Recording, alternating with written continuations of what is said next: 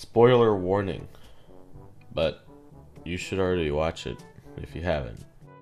Hey, what's going on, guys? It's me, Aiden, from Star vs. the Forces of Evil Ideas. Now, before we start, I just want to say that this morning I was catching up on the Discord that happened from last night. You guys should all go join the Discord. I'm sorry, just do it. Anyway, and I saw this. So, Disaurus asked when I got on, right? That was at 5:54 my time. That was way too early for me, guys.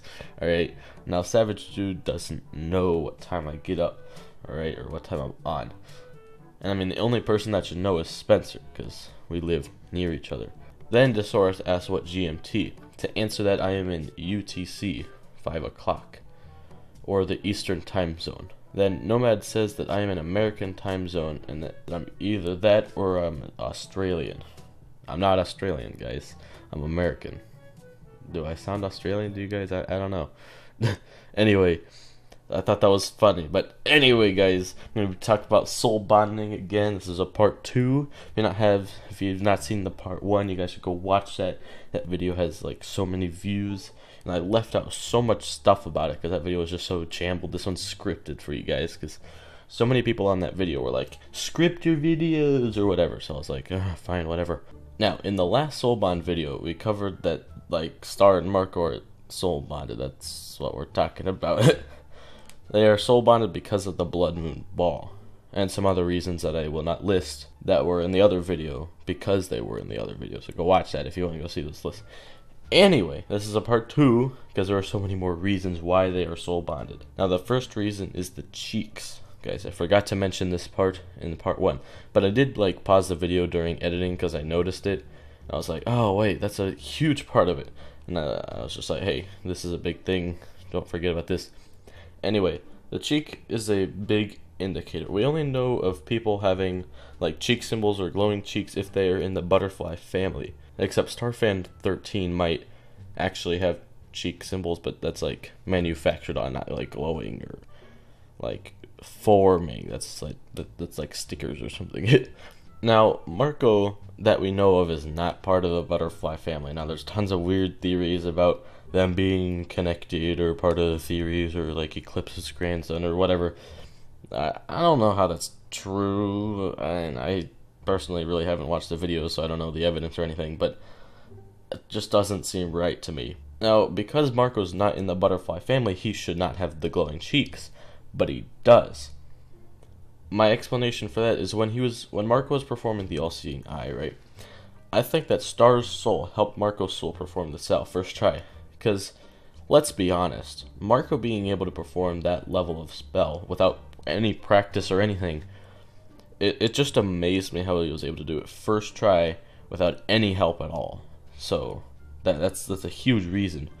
And I think because Star's soul was helping him, that caused his cheeks to glow. Now, Reese's Puff says things very similar to this as well. So moving on, Disaurus says this: I just realized that Marco's cheeks didn't just show up while he was casting the spell; they were glowing. Does this mean that Marco was capable of dipping down in order to save Star?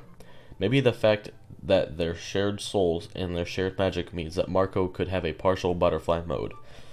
Now, this is actually a really good point. If they are sharing souls, and Star can help Marco by giving him like a magic boost thing with their souls, then would he potentially be able to have like a little magic boost to help him gain wings and turn into a butterfly form? Maybe. But that's definitely something I'd like to see. I think it'd be hilarious to see Marco in a butterfly form. If it did happen, then I'd have to agree with Disaurus about it being a partial butterfly form, because I don't think that Marco has the capability to do a full form, especially since he has never done it before. Now, we don't know. Marco seems to be super powerful and Star super powerful, but I don't know.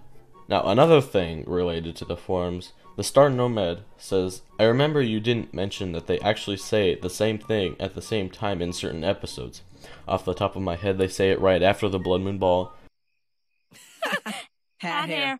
Whoa! We both said the same thing! Okay, stop that.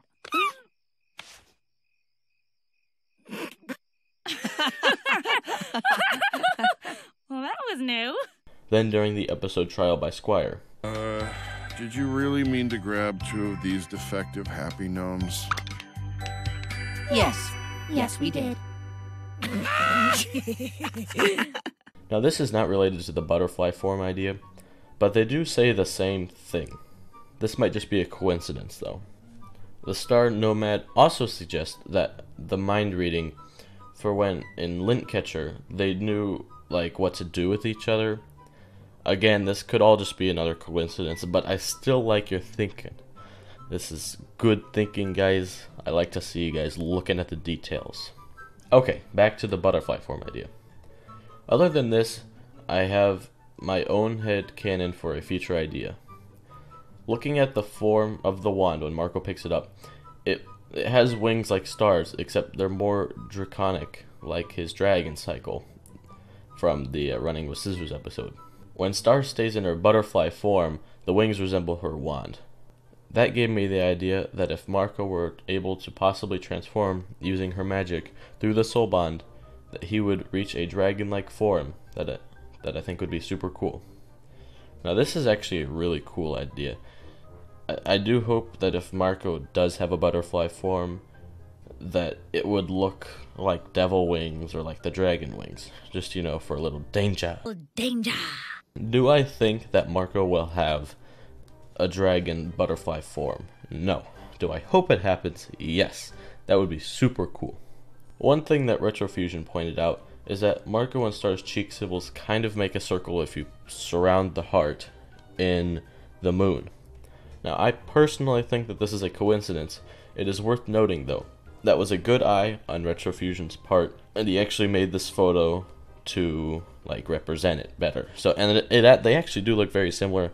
Now, that could have been on purpose, or it might have just been a coincidence. We don't really know, but I guess we'll see later on in the series. Okay, moving on. Not as big as a noticeable one, but we see the blood moon in the intro. Now, I still can't believe that I forgot this in the first video because it's so obvious. But Darren would not just include this in every single intro of every episode for nothing, guys. Come on, it's a blood moon and you could see it. It's shining over Marco and Star and everyone. So it has to be there for something. There's not just no significance. Also, when Marco and Jackie kissed for the first time, the blood moon flashed in front of Marco. Now, you might have noticed that we did not see a blood moon when Star kissed Tom. Now, I have a couple reasons for that. The first one is that in that episode we were following Marco's perspective, not Star's or Tom's. The other reason is that Star's love for Tom is not real. It's not even love, it's just doing it for fun. Now this means that Marco really did have a true crush on Jackie, and that Star is just dating Tom for like the fun of it. Now that's enough talk about the moon. Let's get the moon out of here. Let's talk about something more interesting. The Star Nomad says, also not sure how well this theory is known. Not really a theory, it isn't mine either. But someone has compared their relationship to a pair of scissors. The dimensional scissors.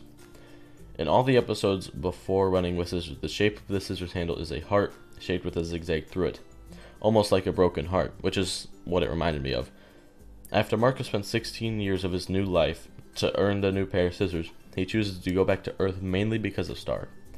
Note that the scissors are whole, aka without the zigzag pattern, yet still heart-shaped.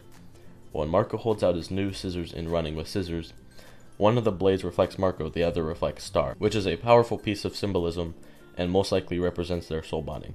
Two halves of the same whole. I like this theory because in the episode Sweet Dreams, Marco attempts to give Star his scissors in case she got stuck, in which she refused the offering. If the scissors represents their friendship, this would be taken as how Star moved on from Marco while he was on Earth, and is now rejecting anything more than their friendship. In the episode Deep Dive, it is the opposite. She gives the scissors to Marco and calls him her lifeline. And we all know that episode ended in a hug after some Mad Wand skills.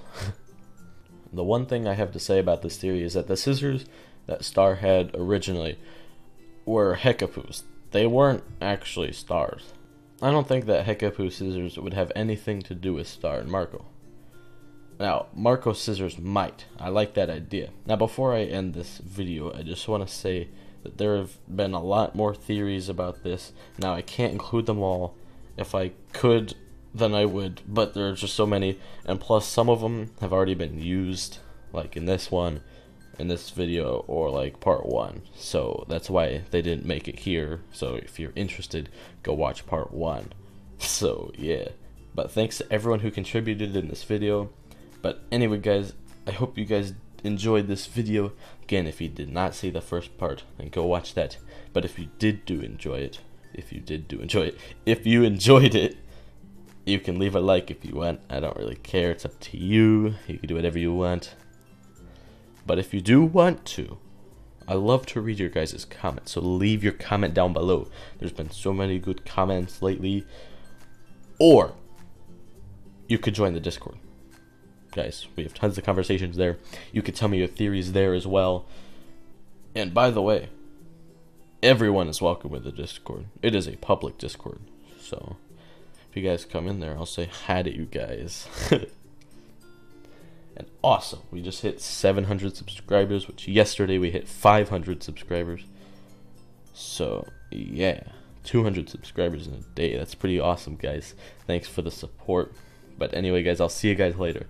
Isn't that right, Glosaric? Correct.